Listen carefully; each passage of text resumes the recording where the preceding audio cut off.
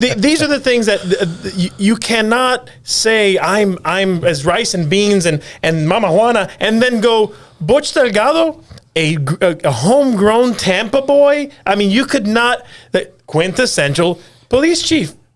It was just perfect. A marriage made in heaven. And it didn't happen. And I heard a lot of phone calls. A lot of people got phone calls. The Hispanic Chamber of Commerce got phone calls. Individuals got phone calls. Latino leaders got phone calls saying, "Hey, help us! What do we do? You're the city councilman, right? Mm-hmm. Yeah. What are we supposed to do? Look bad? So then the new police chief sees us as a threat, mm-hmm. Right. So that's the part that really gets me. I think and again, at the end of the day, how many vehicles do you have in your yard? Just let me know. How many vehicles do you have in your yard? That will tell me more than anything else. Don't get me wrong. Yeah. I also sometimes park in my yard. And I completely miss the driveway. And I don't know why. It's a Hispanic thing, but I don't know why. It just happens. And even I am not say I don't qualify as a Hispanic. However, my skin isn't brown enough. However, even I respect the culture. Even I respect the cuisine and the Latino community and everything else. I'll still go to bat 100 times a day for it. But you find in situations that they just completely give up, or they completely backtrack, or they completely sidestep it for something else because they think it's a detriment and not a. They think it's a problem and not a feature. Correct. Yeah, it's sad, but it's true. Yeah. Well, and again, it's one of those things where, like, for example, and then nobody's ever criticized me for it, but I think one of the things that I've been able to do, is what a lot of the modern people would, or today, like we would call code switching. Yeah.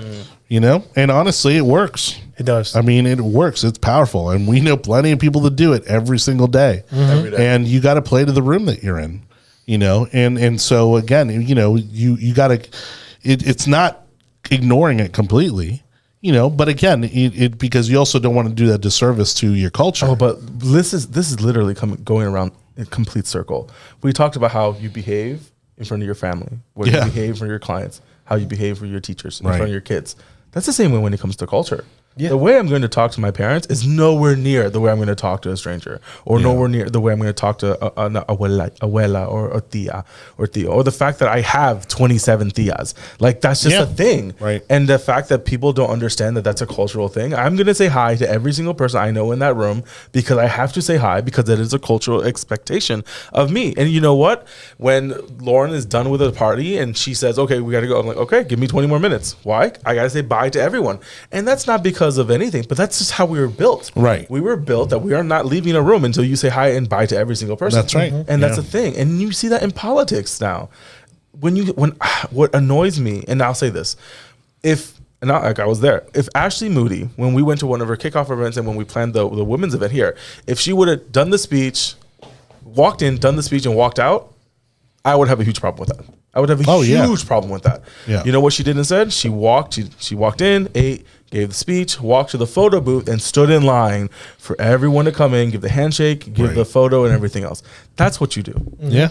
I don't expect much. I expect that. Or you work the room. I mean, remember when, we got Senator Rubio to come to a Young Republicans event, for, I think it was his first re-election as senator. Mm-hmm.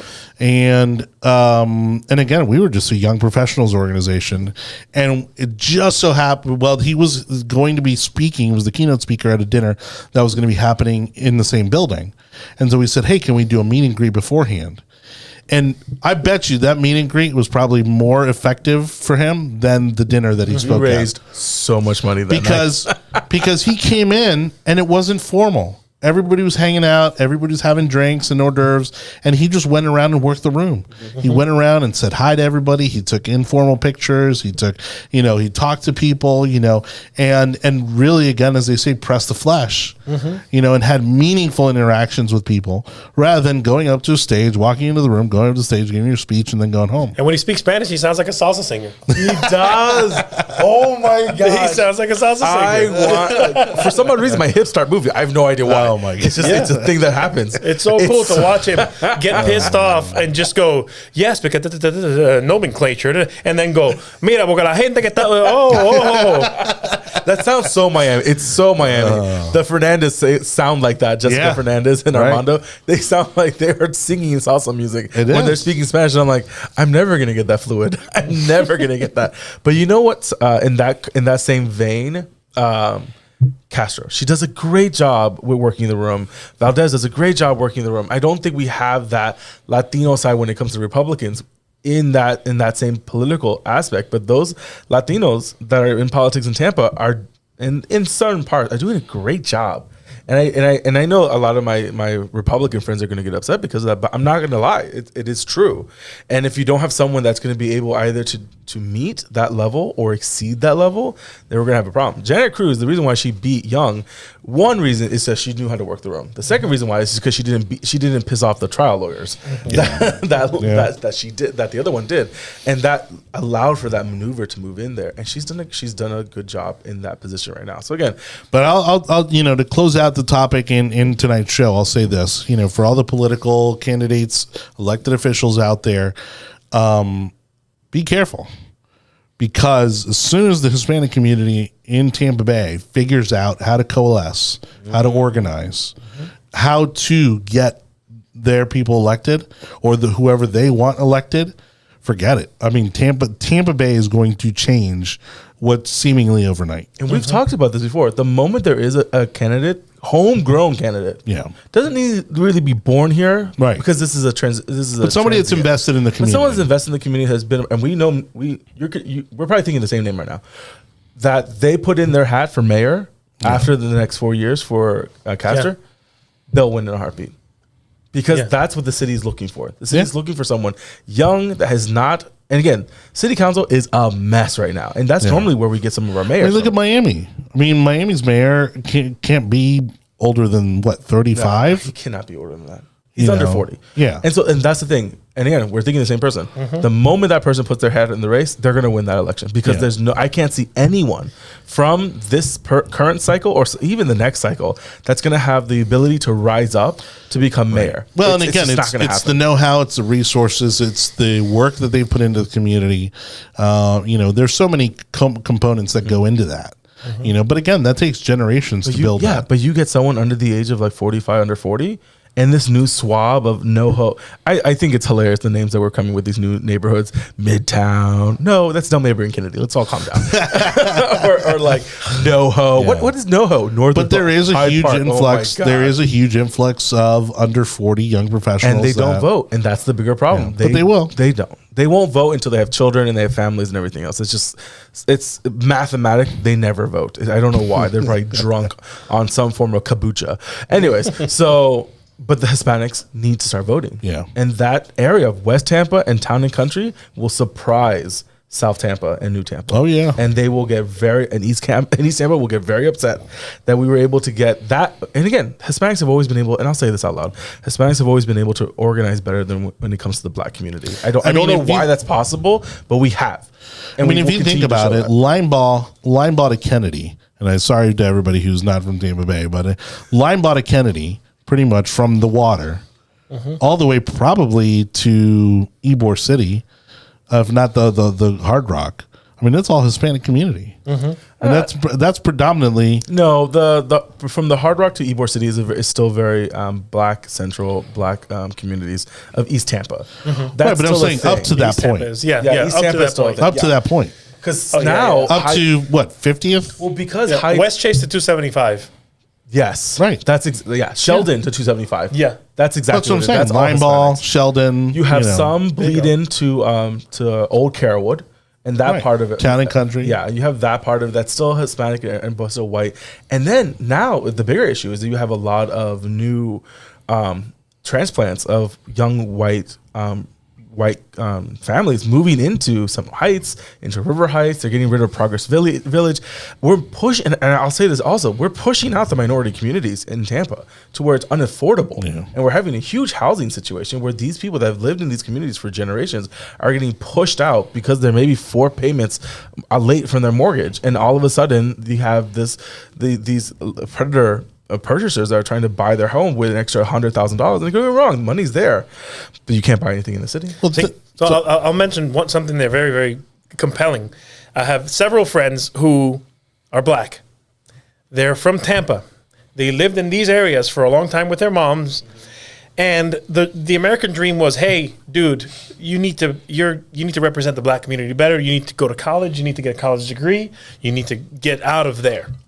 So they proceed to become African-American professionals. They come out of college. They go into decent jobs. They can't afford to live where they grew up. Mm-hmm. Wow. Yeah. So it was all a lie. Yeah. So how are you going to reward me for being the first generation in my family with a college degree? Mm-hmm. By giving me housing that I can't afford, $2,700 a month for a 1-bedroom. Oh my God, you're being generous, and you know this. You know the struggle right now. Yeah, it's crazy what's happening out there in Florida, and it's because and I'll say this also, you have a city council and a county commission that is not pushing through the necessary housing that needs to get done. Yeah. I'm not talking about urban sprawl. That's a whole different conversation. But the fact that we still have empty lots in the middle of the city of Tampa is ridiculous. Right. The simple fact that I can still take an aerial view of downtown Tampa and half of it's still parking lots. Mm-hmm. How is that even a thing? Yeah. How on earth is that even a thing? And so you have these developers that are trying to do whatever they can and building these towers as big as they can. And I don't want heavy development in East Tampa, West. I don't want that. There's a reason why we have a downtown core, and you allow that to build as big as possible, so then that doesn't ruin the neighborhoods. Yeah. But now you're having conversations, and I think we've talked about this, where how difficult is it for you to put an extra unit in the back of the house?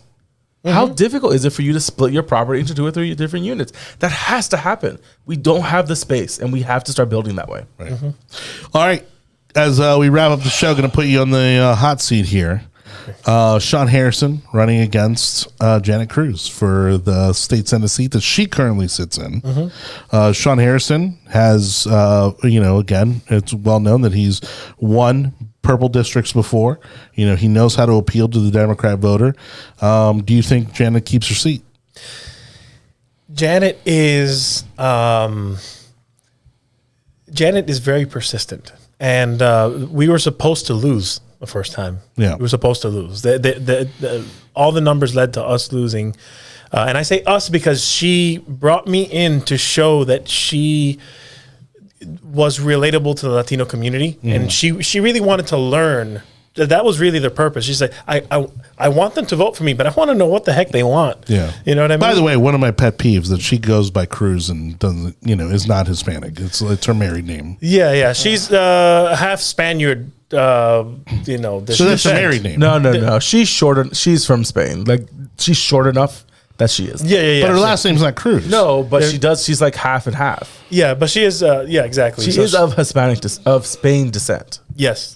But Cruz is not her name. Okay. And it's not her original name. But yeah, but her kids are half Puerto Rican, Puerto Rican Mexican, and they are Cruz. Right. And she grew up in that part of town and the cigar factories. And honestly, I mean, the fact that the one thing that I know gives Janet the edge is that she has maybe the most powerful weapon in the Democratic Party in Florida, which is Anna. Mm-hmm. Mm-hmm. I mean, and a lot of people forget that. Mm-hmm. But she was their top fundraiser for many years here in Florida. Mm-hmm. May still be. I don't know what her level of involvement is because she's with Ballard Partners and blah blah blah. Yeah. Okay, but that to me, that the fact that she has access to Anna, to me is maybe the only reason why she doesn't get beat by Sean. So Anna's the most powerful Democrat in Florida. Yes, unless she's in the room with Janet. Because then have you seen that dynamic? Oh yeah. It's so weird, and it's so like, okay, yeah, these are definitely. That's why I'm like, she's Hispanic. Like, you can tell, and you can see because mom daughter. Anna is so strong, but there is this mama leverage, and she has this respect. Even if Janet says something that may not be right, Just swallow it. Yeah. And it's so physically respectful. see- That's the Latino gene. That really is there. And you see it again. We've all had that situation. We're like, "Mom and Dad do something stupid. I'm not going to call it out on it. Are you going to call? No, I'm not going to. The siblings will look at each other like, "Who's going to take the bullet? I'm not taking the bullet." Nope. And you could at that age, I think I saw that maybe a few months ago actually, and that's why I don't hit her on the cruise situation, because even though that is true, she still embodies a Hispanic family. I know, and I take issue with it because, again, especially given how little Hispanics are represented, in Tampa Bay, it's like she knows why she's leveraging the last name, and the fact that she's no longer, maybe legally she still is, maybe she never got rid of the last name, but that she's not technically still a Cruz. Yeah. That's what I take issue. Your position is correct. However, she has done more for the Hispanic community than a lot of people have in our area. The fact that she's able to bring the people when there is a disaster in Puerto Rico, or when there was a disaster in the mainland, who's the first person there? It pisses me off as a Republican every single time. I have to beg a Republican to show up at these events, but you just automatically see the Hispanic Democrats show up. Yeah. And you know what? At the end of the day, I really don't care. I've talked to E.J. Ortega about this. He doesn't care either. You know why? Because at that moment, the job isn't to glorify a Democrat Republican.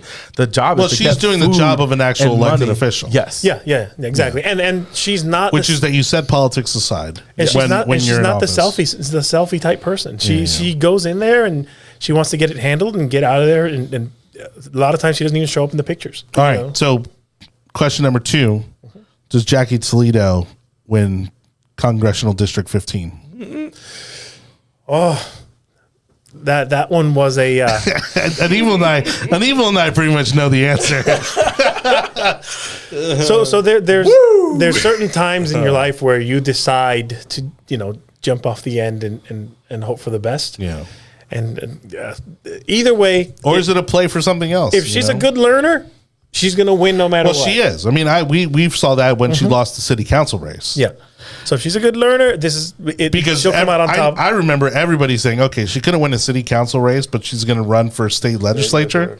And she proved everybody wrong. Yeah, there was my opinion, there was a huge flip flop there at one point, but the community that voted that really mattered, that she ran for legislature, was her type of community, Right.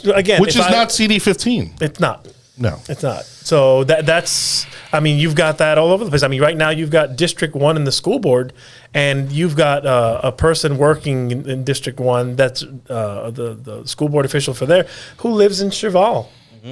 Right. District 1 is, you just described it, Sheldon to 275. Yeah, right. So you have to, if you do win those kind of areas, you have to learn how to, and which is, I commend her on that. She is trying to get down there and learn what's going on. Who are these people that I'm in charge of, who I'm in charge of taking care of? So I honestly don't, the way the world is right now, I don't know. All right. Yeah, well, you do. thanks again, Marcos Rivera, for joining us. I'm sure we'll definitely not be the last time he's with us. We appreciate you for joining us on the show, my friend. Thank you. Great having you. Anibal David Cabrera over on the far end. We had a very robust conversation tonight. Sorry about some of the technical issues. We'll get it fixed up on the back end when we repost it out to YouTube and our audio version of the podcast. Don't forget, you can subscribe to the audio version of the podcast on any of your favorite social media and podcast platforms, especially over the tech overlords at Google, Apple, Spotify, Audible, Amazon, iHeartRadio, Odyssey, and Samsung podcast platforms. On behalf of Anibal, Marcos, and yours truly, Jonny Torres, thank you so much, everybody, for watching. We'll catch you back here next Monday night. It's the Yard Sign. Good night, everybody. Good night.